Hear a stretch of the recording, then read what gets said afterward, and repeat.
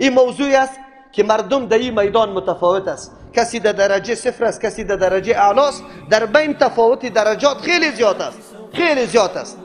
از او خاطر هر مومن باید ایره بپذیره که دنیا محل راحت نیست، محل عیش و عشرت نیست. دنیا محل امتحان است.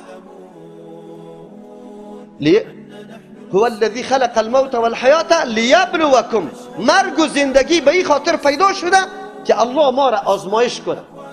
ایکم احسن عملا، که کدام ما از نگاه عمل احسن هستیم. ما باید این عقیده را داشته باشیم. اما تأسف است در این ملت قرآن درس نشد که مردم میفهمید هدف زندگی خود. مردم میدانست که الله ما را برای چی پیدا کرده. امروز در 100% 90% مردم برای امی عقیده را داره که اصل مقصد دنیا است.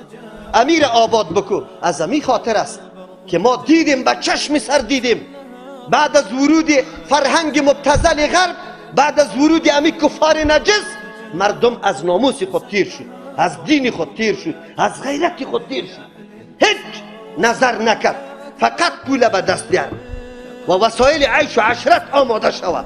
از امو خاطر است که امروز سیلوار مردم طرف دولت‌های کفری حرکت کرده رویست، اما با ناموس خود. کلیپا را میبینه، حالات میبینه که اونجا یک سیاسر در دست یک پلید نجسی اروپایی زده میشه، توهین میشه، تحقیر میشه، چادرش دور انداخته میشه. اما این بی غیرت از اینجا ناموس خود گرفته میره که در اونجا زندگی چه قسمی زندگی میکنه. یا به خود مومن میگه یا به خود مسلمان میگه. بعد از دیدن یمی قدر حالات من تعجب میکنم، بسیار تعجب میکنم. و اشخاصی که امروز فإلى الله مضينا عن